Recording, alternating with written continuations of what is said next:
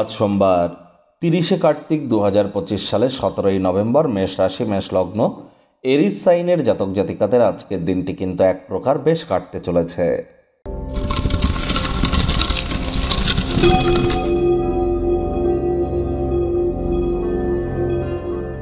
ভিডিওটির শুরুতেই স্ক্রিনে আপনারা দেখতে পাচ্ছেন নবগ্রহ বীজমন্ত্র। পারলে 9টি গ্রহকেই শান্ত রাখবার জন্য এই নবগ্রহ বীজমন্ত্র প্রতিদিন আপনারা 108 বার করে জপ করুন। একবার মুখস্থ হয়ে গেলে মাত্র 10 থেকে 15 মিনিট লাগে। এটি কিন্তু মনুষ্য জাতির সৃষ্টি নয়, স্বয়ং ব্রহ্মদেবের সৃষ্টি, যা কখনো অনর্থ হতে পারে না। ভুলভাল উচ্চারণ করলেও কোনো নেগেটিভ ইম্প্যাক্ট পড়ে না। একই সাথে 9টি গ্রহকে শান্ত রাখতে পারছেন, এর থেকে বেটার কি কিছু আর হতে পারে? তাহলে অবশ্যই রেগুলার জপ করুন, গায়ত্রী মন্ত্র জপ করুন। আপনারা অবশ্যই দেবাদিদেব মহাদেবের নাম জপ, ধ্যানারাধনা আজ আপনারা করতেই পারেন।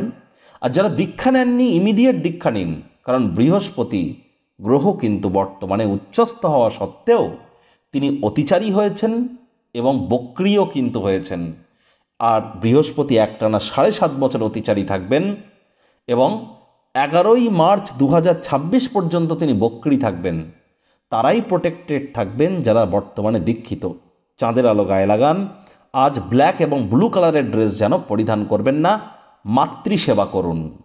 ভাগ্যমিটার আজ আপনাদের বলছে 7.5 আউট অফ 10। ভাগ্য আপনাদের অনুকূলেই থাকবে, তবে পারিবারিক জীবন সম্পর্কে আপনাদেরকে একটু সাবধানতা অবলম্বন করেই চলতে হবে। বন্ধুবান্ধবরা সহায়ক হবে, খুশিতেও রাখবে। কায়িক পরিশ্রম হলেও শরীর মনে সতেজতা এবং তরতাজাই আপনারা অনুভব করবেন। দীর্ঘদিনের পুরনো রোগশোক থেকেও মুক্তি পেতে পারেন এবং আজ থেকে আপনারা আগের তুলনায় একটু হলেও বেটার ফিল করতে চলেছেন।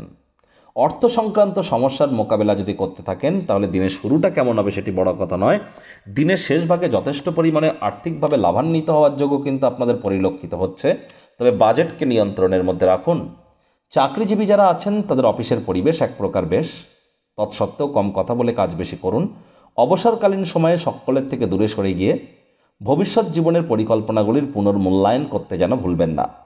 রাজনীতিবিদ যারা আছেন জনসংযোগ বৃদ্ধি করুন, সমাজে আপনাদেরও পপুলারিটি নিশ্চিতভাবে বাড়বে। শিক্ষার্থী বিদ্যার্থীরা যে কোনো প্রকার পরীক্ষা প্রতিযোগিতায় সফলতা অর্জন করবেন। উচ্চশিক্ষার জন্য যারা বিদেশ যাত্রার কথা ভাবছিলেন, ভাগ্যদেবীও আজ আপনাদের পক্ষেই আছেন। সন্তান সন্ততি থেকে থাকলে তারাও তাদের কৃতিত্বের দ্বারা আপনাদেরকে গর্বিত অনুভব করাবে।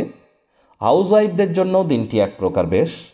প্রেমিক প্রেমিকা, স্বামী স্ত্রী উভয়ের ক্ষেত্রেই বলবো, ফুল ফুটুক আর না ফুটুক, আজ কিন্তু আপনাদের প্রেমের বাগানে বসন্ত। দিনটিকে যতটা সম্ভব রোম্যান্টিক করে তোলা যায় সেই প্রচেষ্টাই তো আপনাদের জারি রাখা উচিত। অবিবাহিতদের বিবাহের যোগ পরিলক্ষিত হচ্ছে। যারা প্রেমে পড়েননি তাদের জীবনে স্বপ্নের নারী বা পুরুষের আগমন আজ কিন্তু হতেই পারে। একটু প্রচেষ্টা আপনাদেরকেও করতে হবে। শত্রুপক্ষ বিরোধী পক্ষ আজ কিন্তু খুব একটি শক্তিশালী থাকছে না। পরিবার পরিজনদের উপর জোর করে নিজের মতামতকে জাহির করবেন না।